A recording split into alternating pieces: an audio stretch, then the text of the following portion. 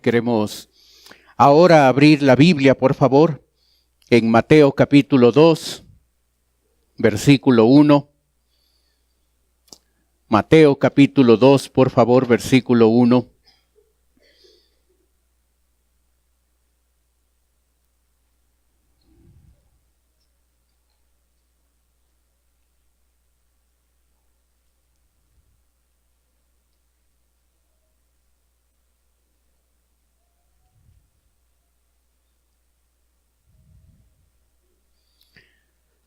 Oremos, por favor. Padre Celestial, queremos darte gracias, Señor, por el privilegio que nos das de poder reunirnos para celebrar Navidad, Señor. Gracias porque podemos hacerlo como hijos tuyos, como tu pueblo congregado aquí.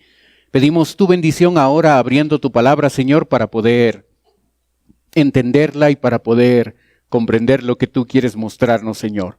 Oramos en el nombre de Cristo Jesús. Amén. Hoy es el gran día, es Navidad. Para el comerciante es una oportunidad de mejorar sus ventas. Para los niños pobres es una oportunidad de obtener regalos. Muchos golpean las puertas de las casas para decir, regale la Navidad.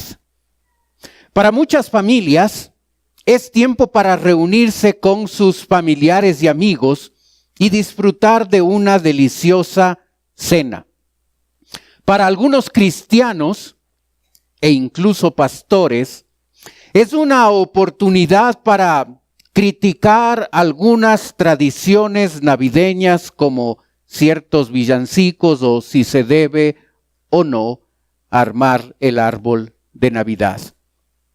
Creo que al remontarnos a la primera Navidad, nosotros vamos a poder observar qué cosas realmente son esenciales y debería en esas estar nuestro enfoque y qué cosas realmente no son esenciales. Al registrar los diferentes personajes que tuvieron un papel importante en esa primera Navidad, nosotros observamos ciertas actitudes de las que deberíamos cuidarnos y observamos ciertas actitudes que deberíamos desarrollar en nuestra vida cuando celebramos Navidad. Observamos a Herodes y la oposición de este hombre a la Navidad. Capítulo 2 de Mateo, versículo 1 dice, cuando Jesús nació en Belén de Judea en días del rey Herodes, vinieron del oriente a Jerusalén unos magos diciendo, ¿dónde está el rey de los judíos que ha nacido? Porque su estrella hemos visto en el oriente y venimos a adorarle. Oyendo esto, el rey Herodes se turbó y toda Jerusalén con él. Versículo 16.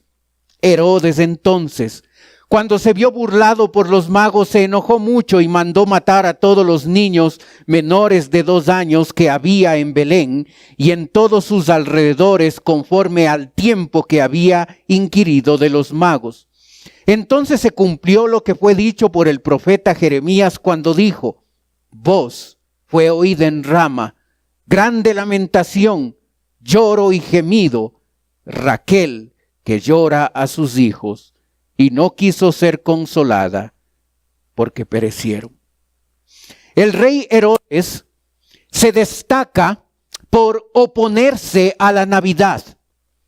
Palestina estaba gobernada por Herodes. Era un buen gobernante, capaz, buen constructor, pero astuto y cruel. Cuando tuvo sospechas de que su esposa Marían le era infiel, mató a su tío José. Este no fue uno de los únicos crímenes que registra la historia. Llegó a matar, después de esto, a su propia esposa, a sus 3 hijos, entre otros crímenes. Cuando Herodes se entera de la presencia de un posible rey, se turba Literalmente su corazón y su mente están intranquilos, atemorizados, confundidos, alarmados. Y él piensa, este es un intento para destronarme.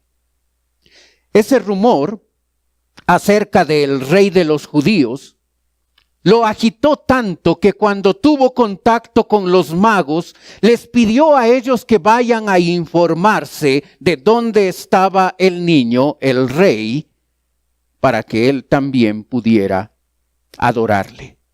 Sabemos la historia, él no quería adorarle, lo que quería hacer es asesinar al rey de los judíos. Es interesante que Herodes, al verse burlado por los magos, llega a determinar que se mate a todos los niños de 2 años. Es interesante que hay mucho silencio de las Escrituras acerca de un evento atroz como el asesinato de estos infantes. La profecía de Jeremías, allá en su libro, profetiza que esto iba a suceder. Pero observamos un silencio en el Nuevo Testamento y podemos entender ese silencio de las Escrituras al asesinar a un montón de niños cuando nosotros lo metemos en el contexto histórico y sabemos que la gente estaba acostumbrada a que este rey asesinara a la gente. Aún la muerte de Herodes dio paso al cumplimiento de la profecía mencionada en el libro de Oseas 11:1, 750 años antes de que sucediera. El rey Herodes se opuso a la Navidad. El rey Herodes, esa fue su reacción. Nosotros podemos observar que muchas veces esa es la reacción de la gente. La gente no está dispuesta, está muy dispuesta a tener un tiempo de celebración navideña porque tiene algunos días de asueto y llega a usar esos días para celebrar cierta familiaridad en este tiempo. Pero muchas veces hay gente que está opuesta a la Navidad. No quieren a un Jesucristo que les diga cómo se debe vivir. No quieren a un Jesucristo que vea la vida, evalúe la vida y les diga que ciertos pecados y cierto estilo de vida es incorrecto. Así es que prefieren tener la celebración de las fiestas. De hecho, en ciertos lugares, especialmente en una gran parte de Estados Unidos, no se menciona la palabra Navidad. Felices fiestas. Hay gente que está opuesta a la Navidad. Herodes se destaca por esa actitud. El verso número 3 nos muestra a nosotros una segunda actitud. La actitud de religiosidad e indiferencia. Y esta actitud viene de parte de la población de Jerusalén, el pueblo de Dios. El texto dice: oyendo esto, el rey Herodes se turbó y toda Jerusalén con él. Y convocados todos los principales sacerdotes y los escribas del pueblo les preguntó dónde había de nacer el Cristo. Ellos le dijeron: en Belén de Judá, porque así está escrito por el profeta. Y tú, Belén, de la tierra de Judá, no eres la más pequeña entre los príncipes de Judá, porque de ti saldrá un guiador que apacentará a mi pueblo Israel. Es interesante que del sitio donde se encontraba Herodes y el pueblo judío en Jerusalén, había solamente 8 kilómetros de distancia hacia Belén, no estaba muy lejos. Los religiosos, el pueblo de Dios, representado por los principales sacerdotes y escribas, conocían muy bien la profecía. conocían muy bien la Biblia. Pudieron citar y pudieron decir que en Belén de Judá, ahí, en ese sitio, iba a nacer el Mesías. Pero no se tomaron la molestia de viajar 8 kilómetros para ver al Mesías. Conocimiento no les faltaba. Sabían la profecía, sabían los detalles, sabían del Mesías, eran religiosos, pero en la práctica no les interesaba un nuevo rey. Estaban conformes con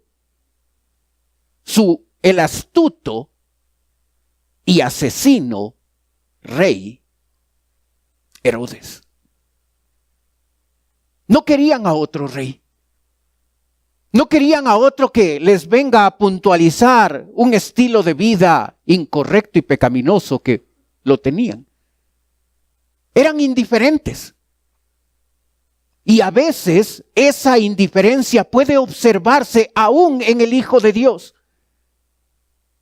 Que nos reunimos para repartir regalos, para comer sabroso, para tener algunos días donde podemos dormir un poco más,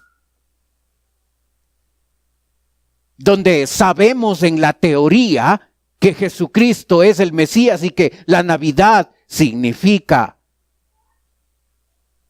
o está relacionada principalmente por Jesús.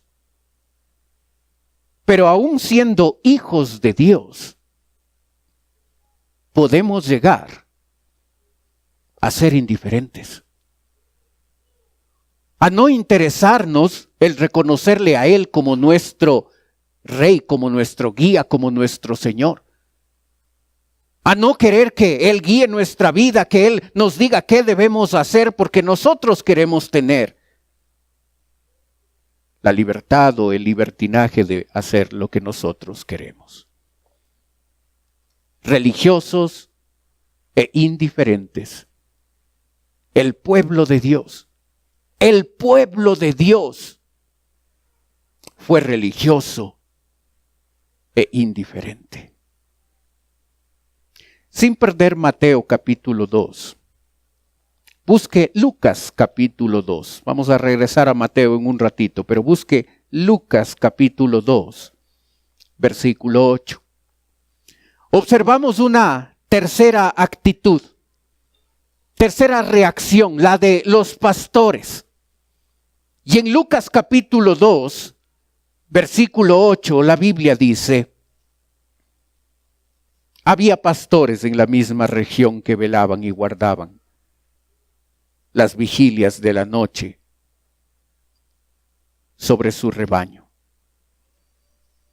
Los pastores se destacan por su diligente obediencia y por la comunicación de el mensaje de la primera Navidad a otros. Eran pastores. El peor trabajo del mundo era ser pastor.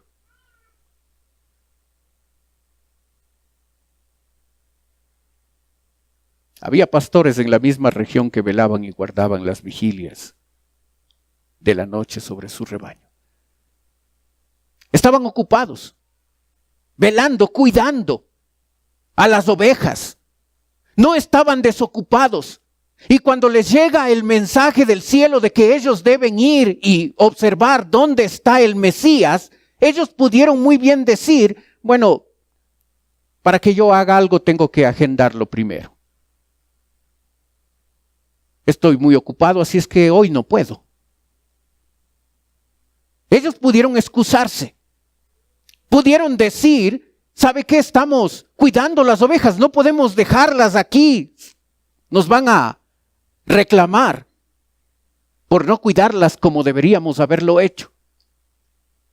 Pudieron excusarse, sus ocupaciones, sus múltiples ocupaciones pudieron llegar a ser la razón, el pretexto para decir, ¿sabe qué? Ahorita no, mañana venga y yo le atiendo. En horas de oficina sí,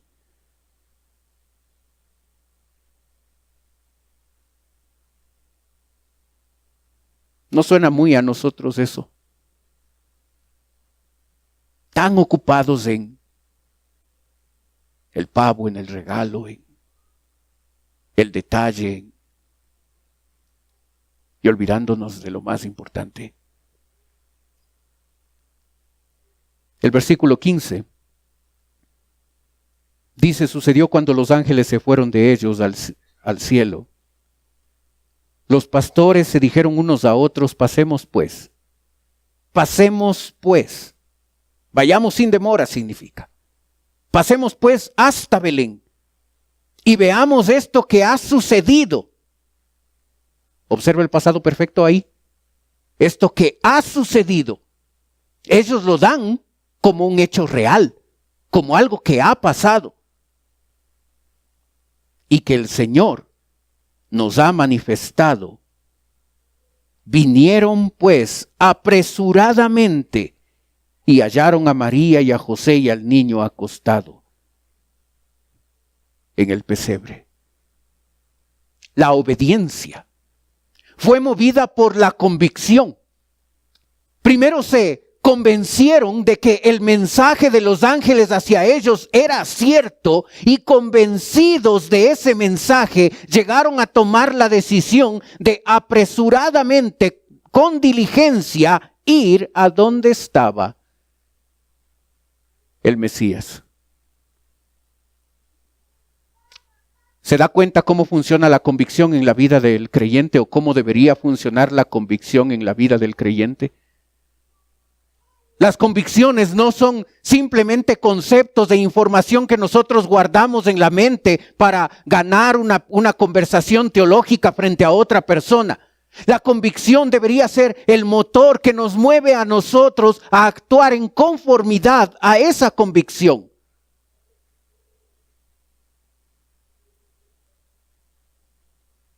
Sus planes eran diferentes. Probablemente muy rutinarios: pasar la noche cuidando las ovejas. Pero ese día era especial. Ese día tomaron la palabra de Dios, lo que los ángeles les dijeron, y dieron como cierto el mensaje que se les había dado, y apresuradamente fueron al pesebre para ver al pequeño bebé. Obediencia diligente. Pero el verso 17 nos da un detalle más. Y al verlo, dieron a conocer lo que se les había dicho acerca del niño. Y todos los que oyeron se maravillaron de lo que los pastores les decían. Cuando le vieron, dieron a conocer lo que se les había dicho acerca del niño. Compartieron el mensaje. No dijeron: es que tengo miedo de hablar en público. Es que todavía no conozco lo suficiente. Es que todavía no tengo toda la información que necesito para hablar de Cristo. Hermano, ¿de quién el incrédulo va a conocer que esto es Navidad sino de nosotros? ¿De quiénes van a conocer que en Cristo hay salvación sino de nosotros, que hemos recibido la Navidad en nuestro corazón? No solo fueron diligentes en su obediencia, dejando sus planes y sus ocupaciones por un momentito a un lado, sino que cuando llegaron allá, al ver al niño, comunicaron lo que los ángeles les habían dicho.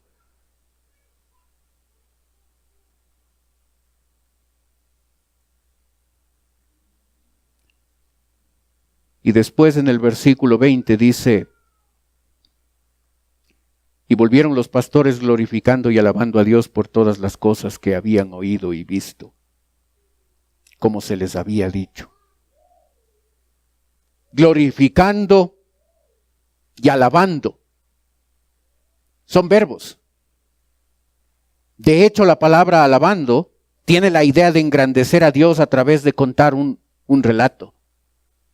Cuando nosotros comunicamos el mensaje de salvación, Le podemos dar gloria a Dios porque la alabanza no solamente es cantar. De hecho, el canto es una pequeña parte de una pequeña manera de cómo nosotros podemos alabar a Dios. La obediencia diligente, el contar la historia de la Navidad, es una forma importante de cómo nosotros alabamos a Dios. No pierda Lucas 2, pero regresemos a Mateo capítulo 2, versículo 1, por favor. Una cuarta actitud. Capítulo 2, versículo 1. Cuando Jesús nació en Belén de Judea en días del rey Herodes, vinieron del oriente a Jerusalén unos magos. Y como puede ver en la siguiente diapositiva, usted puede observar en el lado derecho suyo dónde empezó el viaje. En Babilonia. Y en el lado derecho al final, exacto, por ahí es Babilonia. Y en el otro lado, al otro extremo donde termina, eso es Jerusalén. 1,600 kilómetros. 1,600 kilómetros. Los magos, poco informados, probablemente cuando en el Antiguo Testamento el pueblo judío fue deportado a Babilonia, ellos llevaron, y recuerda la historia de David, la historia de David se desarrolla allá en Babilonia, cuando los judíos son deportados allá, probablemente ahí ellos dieron a conocer a las otras personas acerca de la palabra de Dios, y así estos magos llegaron a informarse con el paso de los años de que una estrella iba a aparecer, y esa estrella estaba relacionada con el Mesías. 1,600 kilómetros de viaje. Los magos, no los 3 magos, los magos. Y probablemente, como era una costumbre, cada vez que se realizaba un viaje grande, lo que se hacía es un viaje en caravanas para poder llevar todo el alimento y todo lo que se necesitaba, porque no podían parar un ratito ahí y entrar al Supermax y decir, ¿sabe qué? Deme una Coca-Cola y deme un pedazo y un atún y un pan y puedo hacer un sándwich para el camino. 1,600 kilómetros. En burro, a caballo, muchos trechos a pie. 1,600 kilómetros. Estos magos estuvieron convencidos de que esa estrella era diferente a las otras. Esa estrella estaba relacionada con una profecía acerca del Mesías, y ellos pusieron todo su tiempo, todo su dinero, todo su esfuerzo para viajar 1,600 kilómetros y llegar a donde estaba el Mesías.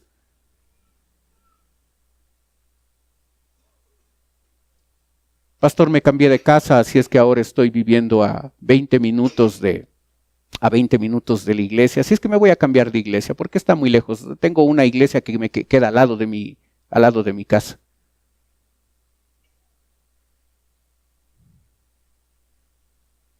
$1,600 kilómetros viajaron esta gente. 1,600 kilómetros. Y si nuestro Señor no es digno de nuestro esfuerzo, entonces, ¿qué? Si nosotros como cristianos que entendemos el mensaje de salvación observamos que estos magos se destacaron por su esfuerzo, por su entrega, por todo el trabajo que tuvieron que hacer para tener un encuentro con el Mesías. Para el cristiano de este siglo es muy cómoda la cosa. Es muy fácil.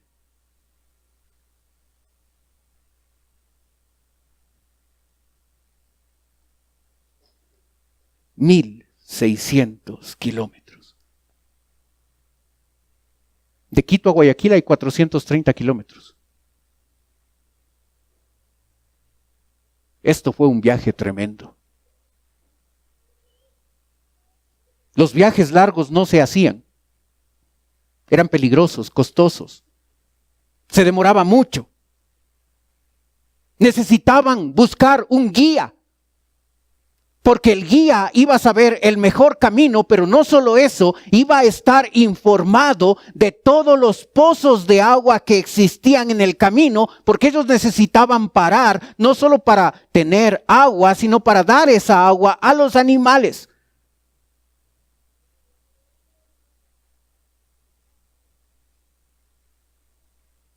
Necesitaban llevar alimento que incluía pan, grano tostado, olivas secas, higos secos. Cuando se encontraban con un conocido, les tomaba 30 minutos saludarle. ¿De dónde viene usted? ¿Para dónde va? ¿Cómo se llama? ¿Cuántos hijos tiene? ¿De cuántos hombres consta su clan? ¿Qué enemigos tiene su clan? 30 minutos. No es como ahora los jóvenes. ¿Qué hubo?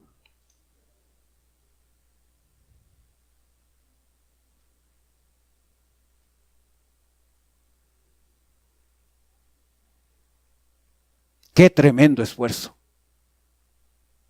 Observó el versículo 2. ¿Dónde está el rey de los judíos que ha nacido? Ellos no dudaron del nacimiento del rey. Lo que no sabían era dónde estaba. Sabían que había nacido, lo que ignoraban era el lugar en el que se encontraba.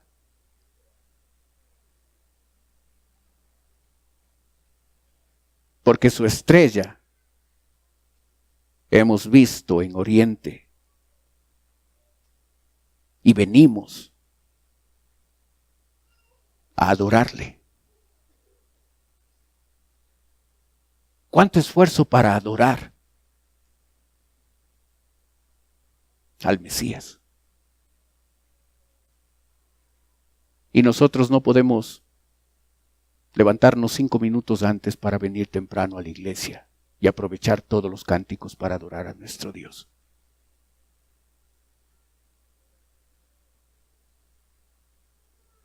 ¡Qué diferencia! ¡Qué tremendo esfuerzo! ¡Qué tremenda motivación para venir a adorar al Mesías!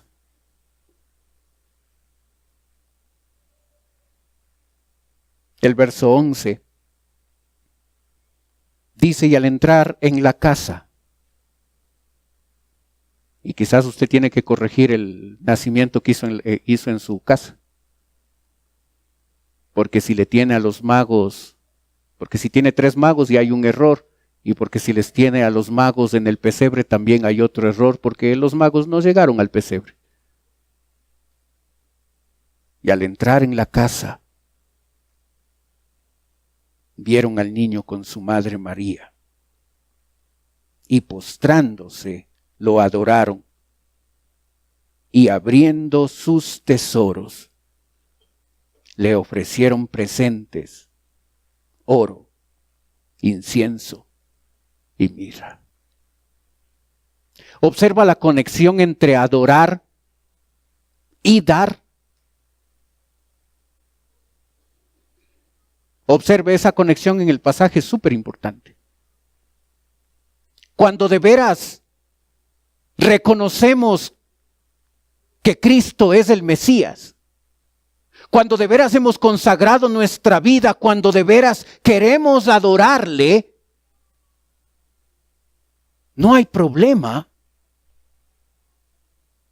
en dar. ¿Se da cuenta? Cuando nosotros observamos que nos llega a doler el bolsillo, cuando llegamos a observar que el dar los diezmos y las ofrendas son un tremendo sacrificio que estamos haciendo por Dios, cuando tenemos esa manera de pensar, hemos olvidado lo natural, lo normal que fue para los magos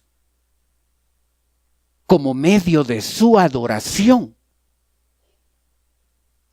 Dar. Hermano, ¿cómo termina usted este año en esa área del dar? Y la verdad es que es una pregunta más retórica que pregunta para que usted pueda contestar, porque yo ya sé cuál es el caso de algunos. Cuando uno de veras quiere adorar al Mesías, no tiene problema de dar. Lo ve como el privilegio. No lo ve como la carga, no lo ve como algo que se impone, que le obligan. El adorador naturalmente da. No hay que convencerle.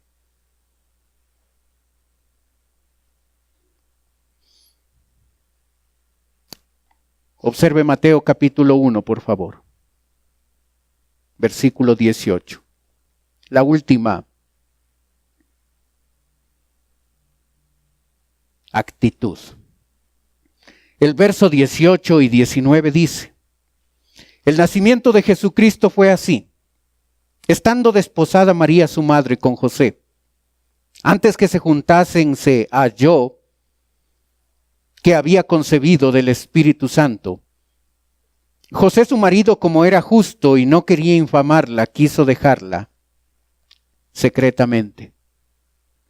José y María se destacan por su obediencia a pesar de las dificultades. La palabra desposada significa que esta pareja, José y María, estaban casados, lo único que faltaba es tener relaciones sexuales. Si querían romper esa relación que tenían, se necesitaba de un divorcio. La relación entre José y María, el estar desposados, no significa que ellos eran enamorados, no significa que ellos eran novios, ellos estaban legalmente casados. Así es que cuando de pronto aparece María embarazada, imagine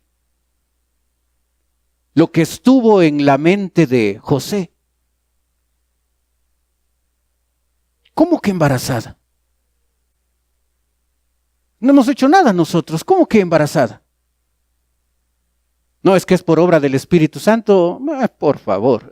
¿Se da cuenta cómo nosotros como hombres pensaríamos si nos vienen a dar esa razón? Sí, no te he sido infiel, es obra del Espíritu Santo. Claro que sí.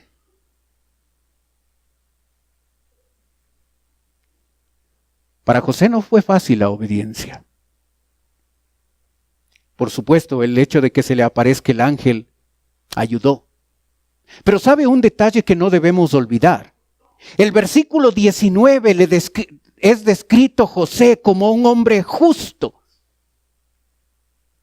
Y cuando se usa esta palabra justo en este contexto, está apuntando a una persona humana, no es perfecta, José es pecador como todos nosotros, pero este hombre no solo tiene una justicia teórica, no solo es cuestión de conceptos, sino su propia vida es una manifestación de esa justicia. La persona justa muestra una correspondencia entre el ser y el hacer. Y por ese motivo, porque José era justo, toma la decisión de no infamarla. Es decir, no la voy a exponer, a mi esposa no la voy a exponer a la vergüenza pública. Me voy a ir tranquilamente. José tenía el derecho de llamar a las autoridades y con apoyo de las autoridades apedrear a María. Ese era el procedimiento. José tenía el derecho de hacerlo. No lo hizo. Era justo. La cuidó. Aun cuando desde la óptica de él probablemente tenía muchas dudas y muchas inquietudes de que ahora está embarazada.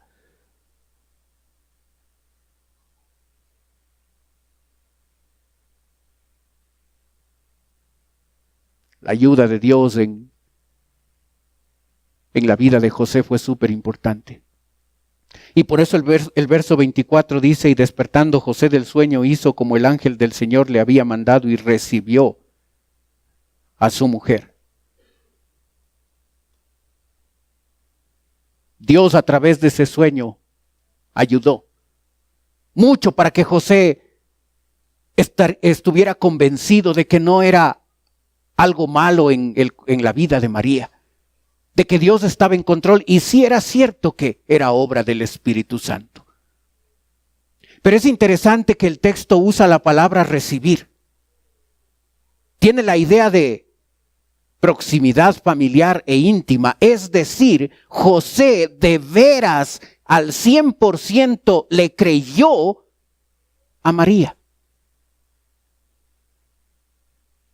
No es que la próxima pelea que tuvieron José y María, José le sacó en cara, no, pero es que esto comenzó mal. Tú ya empezaste con mentiras diciendo que habías sido embarazada por el Espíritu Santo y le sacaba en cara cada vez que se peleaban. No fue así. Y la palabra recibir en el texto nos hace observar ese detalle. Él no tuvo dudas. Entendió que era el plan de Dios y al 100% él se conectó con su esposa y siguieron adelante. Obediencia a pesar de las dificultades. Para María no fue fácil tampoco. En Lucas capítulo 2, el versículo 1, nos dice: aconteció en aquellos días que se promulgó un edicto de parte de Augusto César que todo el mundo fuese empadronado. Este primer censo se hizo siendo Cirenio gobernador de Siria, e iban todos para ser empadronados, cada uno a su ciudad. Y José subió de Galilea, de la ciudad de Nazaret, a Judea, a la ciudad de David, que se llama Belén, por cuanto era de la casa y la familia de David, para ser empadronado con María su mujer, desposada con él, la cual estaba encinta. Y aconteció que estando ellos allí, se cumplieron los días de su alumbramiento, y dio a luz a su hijo primogénito, y lo envolvió en pañales y lo acostó en el pesebre, porque no había lugar para ellos en el mesón. Dígale usted a una mujer embarazada que le falta unos 4 o 5 días para dar a luz, ¿sabes qué? ¿Qué tal si nos vamos de viaje? Y no te voy a llevar en bus, no te voy a llevar en carro, no te voy a llevar en avión, te voy a llevar en burro.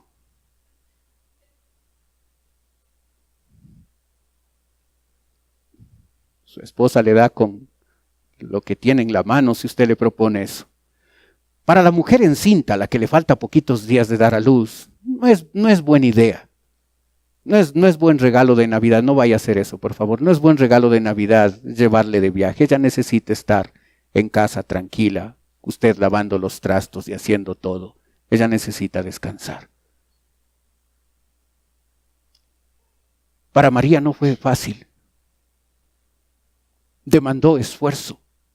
Y aun cuando el viaje no era tan grande, el medio de locomoción en el que viajaban no era el ideal, y no viajaba ella porque todo el mundo conocido en ese momento por este edicto promulgado por Augusto César, todo el mundo necesitaba volver a su ciudad de nacimiento, porque este hombre había determinado este edicto porque necesitaba saber cuánta gente había, cuántos hombres había de cierta edad, a quienes nomás puedo cobrar impuestos. Así es que necesito empadronar a la gente para ver a quién le puedo sacar plata.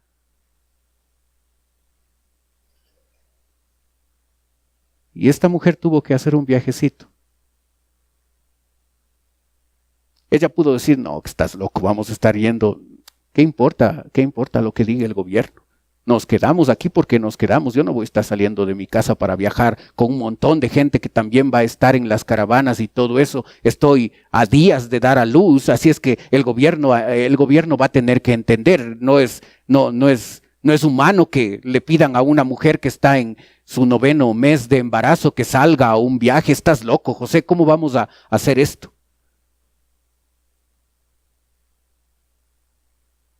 Esta mujer sabía lo que Dios estaba haciendo. El ángel le dijo a ella antes.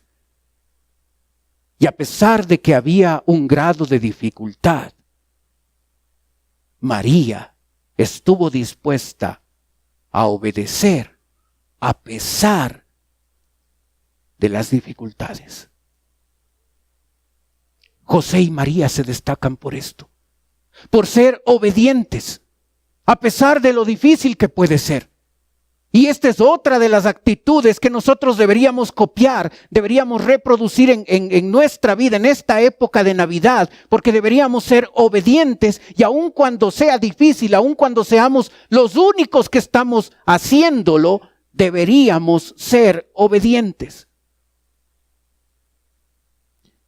Hermano, usted y yo, al observar la primera Navidad, podemos llegar a reaccionar con hostilidad, como lo hizo Herodes. Quizás nosotros no llegamos a ese extremo, pero quizás mantenemos la otra actitud, la del pueblo de Dios, siendo solamente religiosos, pero indiferentes. O podemos llegar a reproducir en nuestra vida la obediencia y el testimonio que demostraron los pastores, el esfuerzo y la adoración que mostraron los magos, y la obediencia a pesar de las circunstancias difíciles que mostró José y María. ¿Se da cuenta que la Navidad tiene que ver más con lo que soy que con el regalo que puedo dar,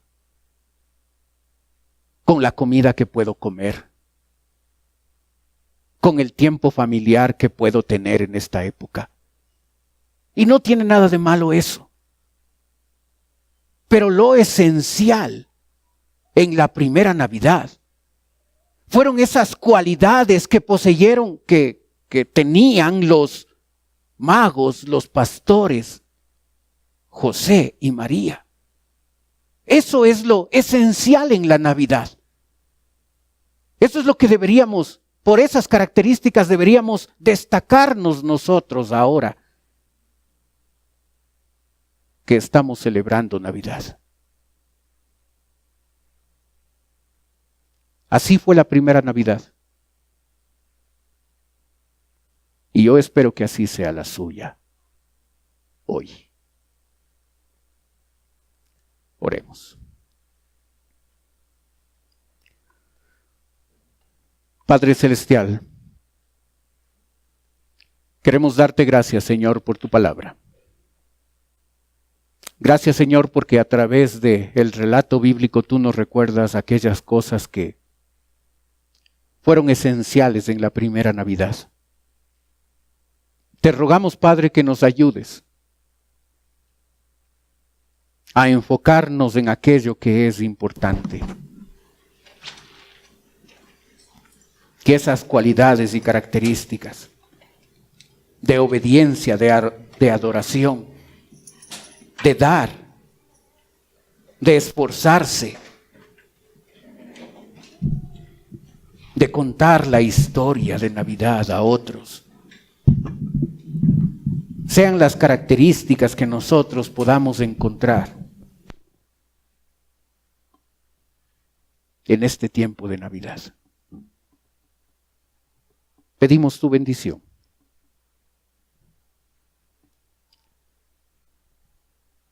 Mientras usted sigue orando, por favor, Puede ser que esta mañana nos está visitando alguien que viene por primera vez. Y si usted viene por primera vez y dice, pastor, yo vengo por primera vez, yo quisiera que usted ore por mí. Mientras los demás tienen sus ojos cerrados, si usted viene por primera vez, usted puede levantar un ratito su mano y con eso me está diciendo, vengo por primera vez, ore por mí, pastor. Gracias, veo su mano. ¿Alguien más?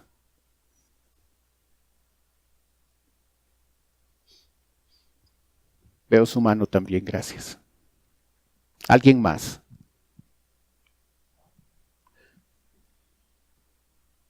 Para las personas que nos visitan, en un ratito yo voy a orar por usted, como le dije.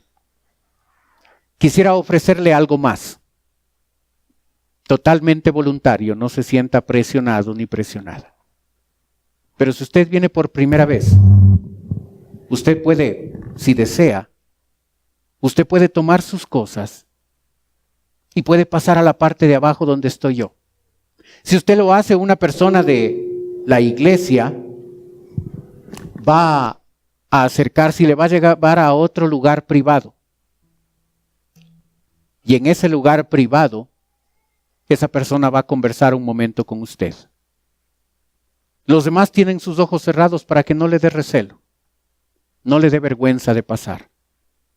Pero si desea hacerlo con toda confianza, en este momento, venga, permítanos servirle.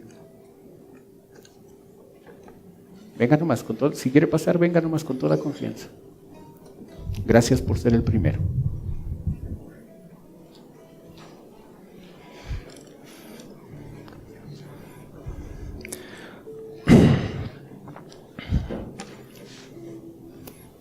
Padre Celestial, te ruego por las personas que nos visitan. Tú que conoces sus necesidades conforme a tu plan y voluntad, yo ruego que tú puedas suplirlas. Te ruego, Padre, por sobre todo la necesidad de salvación, sí. Ellos la tienen, que hoy esa necesidad pueda ser suplida.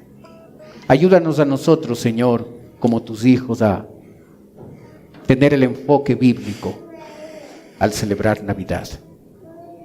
Pedimos tu bendición. Oramos en el nombre de Cristo Jesús. Amén. Amén. Puestos de pie, cantemos, por favor.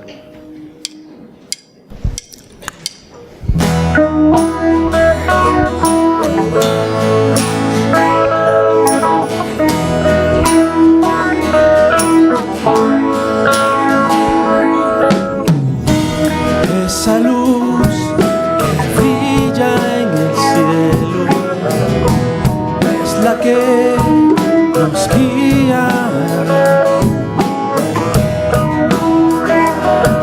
donde ha nacido el que reinará. Vayamos y adoremos con júbilo.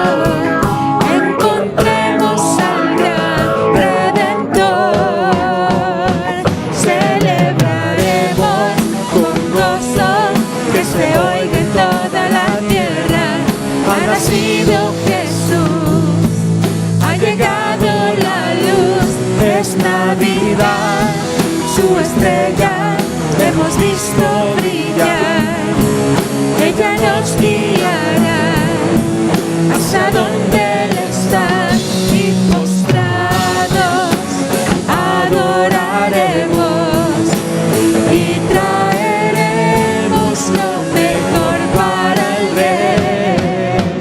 Es Navidad.